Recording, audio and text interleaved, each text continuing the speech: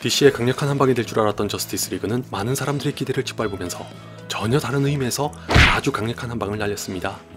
이제야 솔직하게 말씀드리는 건데 전 어벤져스 엔드게임의 이런 장면을 저스티스 리그에서 볼 수 있길 한껏 기대했습니다. 배트맨과 슈퍼맨 그리고 원더우먼은 저한테 특별한 추억이 있는 캐릭터라 이렇게 감격적인 순간을 맞이하게 되길 간절하게 바랐으나 결과는 다들 아시는 그대로입니다.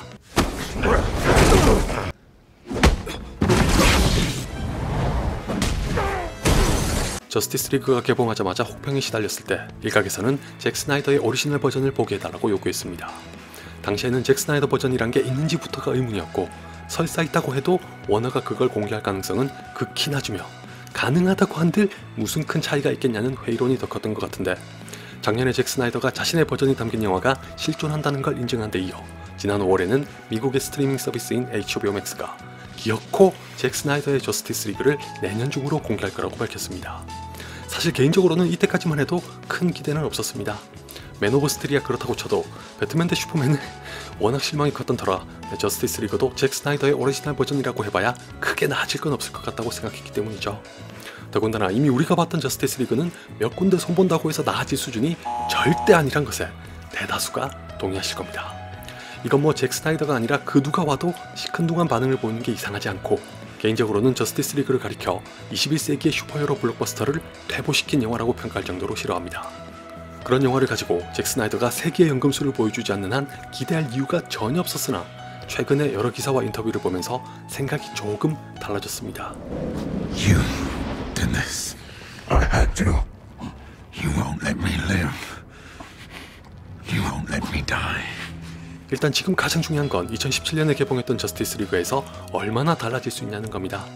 다시 말해 우리가 본 영화는 잭 스나이더와 조스 웨든 중 누구의 영향이 더 컸는지가 관건인데 이건 저스티스 리그가 개봉했을 때부터 말이 많았습니다.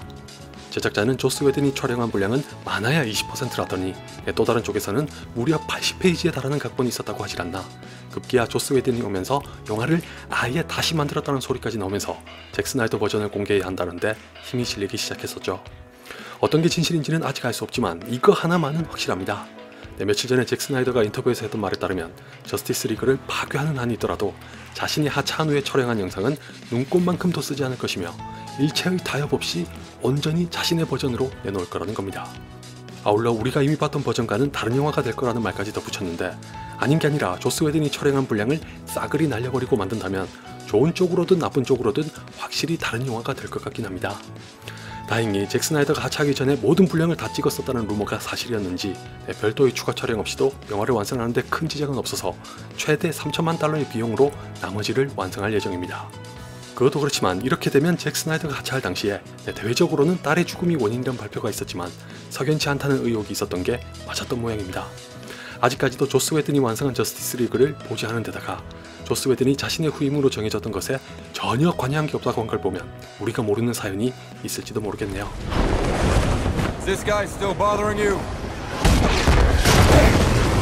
다크사이드의 실체와 더불어 검정색 수트를 입은 슈퍼맨이 등장한 영상까지 보니 예전보다는 기대를 갖게 되는 건 틀림없는 사실인데 한 가지 우려가 되는 것도 있긴 합니다. 아무래도 넷플릭스를 필두로 한 스트리밍 서비스가 주류로 떠오르면서 컨텐츠를 확보하기 위한 경쟁이 심해지니 감독판이나 확장판이 소비될 수 있는 통로가 많아져서 악용할 소지도 다분하다는 거죠. 저스티스 리그는 개중에서도 굉장히 드문 사례지만 만에 하나라도 대박을 터뜨리게 된다면 할리우드에서 악용할 가능성도 얼마든지 있을 거라고 생각하는 제가 이상한가요? 실제로 저스티스 리그가 잭 스나이더 버전을 만든다고 하자마자 사람들의 이목은 곧장 수어사이드 스쿼드로 향했습니다. 이 영화 역시 뒷말이 많았었기 때문에 데이비드 에이어 감독이 원래 기획했던 버전을 보고 싶다는 얘기가 쏟아졌고 감독 자신도 긍정적으로 답하면서 열기를 달군 것처럼 언제 또 이런 이벤트 아닌 이벤트가 벌어질지 모를 일입니다. 심지어 재앙이라고 일컬어졌던 판타스틱 4에 대해서도 말이 나왔으나 조시 트랭크 감독이 사양하면서 넘어갔죠. 마냥 부정적으로 볼 것도 아니지만 개인적으로 한 가지 바람이 있다면 감독판 등이 상술로 이용되지 않았으면 하고 특히 망작에 대한 변명으로 남용되는 일은 절대 없기를 바랍니다.